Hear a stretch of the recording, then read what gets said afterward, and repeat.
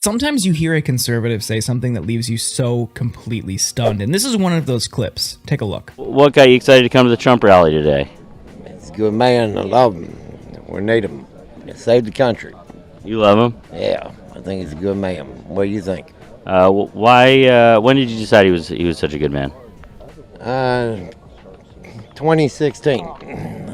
I liked his words, and I like he did everything he said he was going to do, and he did it. What are some of those things that he said and then he did?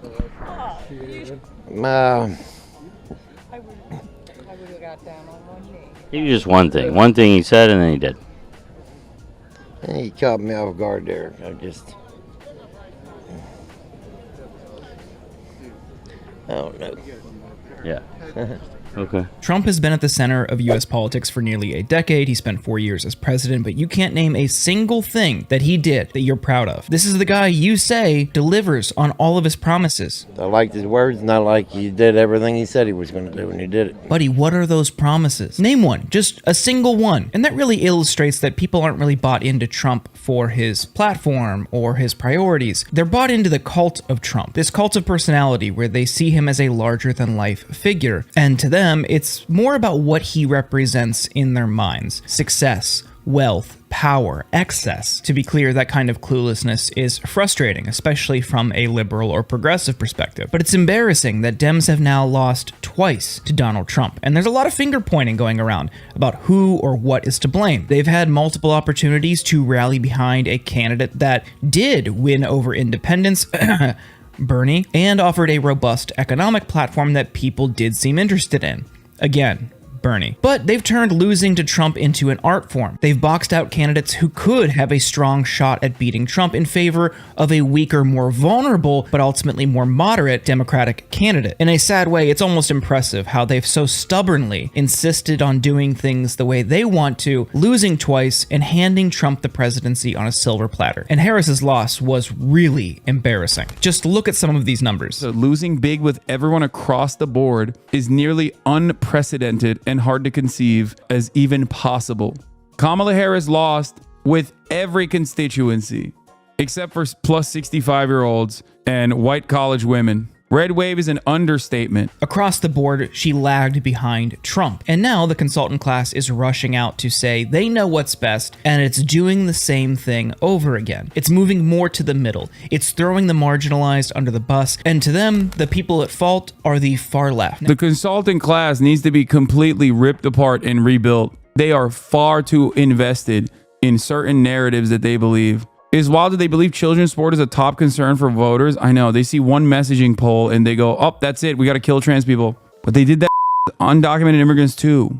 They don't look at the second thing that's polled in any of those messaging polls. That's what's so frustrating about it. They see the headline. The headline says 60% of Americans want mass deportation. They go, oh my God, we got to do mass deportation. They never look at the second line right underneath it that says 64% of Americans want conditional amnesty for all migrants. They never look at that. They look at 60% of Americans think that trans women should not participate in sports alongside cis women, right? They never look at the second line in that goddamn same exact poll that says 64% of Americans believe trans people are disproportionately targeted. There's a lot of bigotry towards trans people. They never do that. When they don't look at the second line on those polls and they only respond to the first line, they end up normalizing this position amongst their own base. They start scaring their base into believing that, yeah, we got to go more right wing. We got to go more right wing. You're playing on enemy territory for no reason. Launch a counterattack instead of going into your enemy's waters and trying to beat them at their own game. You'll never win there. Now, as somebody who is part of the far left, whatever that means, and someone who is also politically powerless, I'm curious how it is my community's fault. Maybe you're part of that as well. You might be similarly confused because we watched as Kamala Harris spent the waning days of the campaign hitting the campaign trail with Liz Cheney. Is that somebody that represents the far left ideals? And most of the campaign's messaging outside of issues like abortion, which are, yes, definitely important, but clearly were not as big of an electoral motivator as Democratic strategists expected, they spent most of their messaging on Trump is dangerous, Trump is bad, and we need to preserve and protect democracy. Now, you've tried the Trump is dangerous and Trump is bad rhetoric multiple cycles in a row now to mixed results. Surely they thought January 6th would be a bigger motivating factor and feed into that, but it wasn't the case. On the issue of preserving and protecting democracy and our institutions, that really gets to the core of the issue and how they misread the electoral landscape. You need to be at least somewhat privileged to even care about that, and certainly to allow it to be what dictates your vote. If you are living paycheck to paycheck, if you can barely afford your utility bills, if you're not sure if your electricity is going to be on at the end of the month, what does preserving democracy mean to you? Is that going to be the decisive topic when you settle on who to vote for? No, of course not. You're going to vote for somebody who speaks to your material conditions and promises to deliver different results. Sure, both candidates tried that, but many people felt like Trump was better, in part because Harris was tied to the Biden administration over issues like inflation. She refused to break from Biden on many things, but also on the economy. They continued to sell Bidenomics as a success when many people throughout this country did not feel that success. But I think the most damning moment for her was when she went on The View and she was asked by one of the hosts, is there anything different that you would change about Biden's 4 years? She said, no, not that I could think of. Republicans smartly turned that into an ad and then followed that clip with several issues that many people would objectively agree are bad and some right-wing wedge issues, and then said, we can't afford another 4 years of Kamala Harris. But when she's asked if there's anything she would change, and she says, no, you're endorsing everything that Biden did. Yes, you were vice president, but you're basically giving a green light to many things that voters felt were wrong or bad or wanted changed. You're promising the status quo at a time when people want something different. Despite that, some people have tried to say that the right's attacks on trans people were what caused Kamala Harris to lose. And that's just not true. What have I been telling you guys? We fight for trans rights. They have complete equality. They get, whether it's, healthcare, employment, constitutional rights, you name it. And the American people are on our side and the Democratic Party's on our side, and Jordan just showed that to you. 80% of Democrats agree with that, 52% of all Americans agree with that, even despite all of this overwhelming propaganda against the trans community. But the minute you get the trans people playing in, trans women playing in women's sports, it falls off a cliff. And all of a sudden you're down to 26%, let alone undocumented trans immigrants getting taxpayer funded surgery. My guess is that pulls around 2%. So, and it's not an accident that the Trump team, once they started running that ad, saw in great polling out of that ad and ran it again and again and again. And by then it was their #1 ad and they'd run it for $40 million worth. Some people might feel that gender affirming care for undocumented people is not something they support, but it's not something that motivates people's vote. Are you guys saying that that ad didn't hurt and that we should keep going in that direction? I don't know.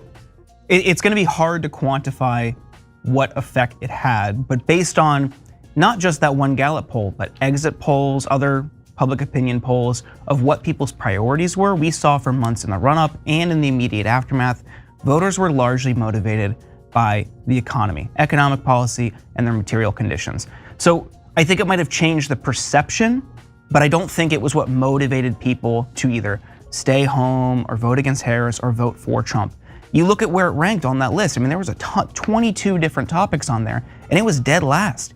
So why did they run it the most, Jordan? Why did it work the best? I don't even think that it worked the best, because I was just in Arizona and Nevada multiple times over the past couple months, and I saw the ad of her on The View saying there was nothing different that she would do than what Biden did. I saw that way more than the trans ad. And then within that, they just conflated the Biden administration, the 4 years of Biden, with Kamala Harris, and they said we can't afford 4 more years of Kamala Harris. You need to be realistic about why people vote, and in many cases, it's purely out of self-interest. People typically do not go and vote out of spite. It's why wealthy conservatives continue to vote Republican, because they promise to lower their taxes. And on the other side, if you are a blue-collar worker in a union, you're going to vote for somebody who offers worker protections. The idea that there is this mass groundswell of people who voted solely based on their hatred of trans people isn't real. And we saw polling that shows that. When Gallup asked voters what their top issue was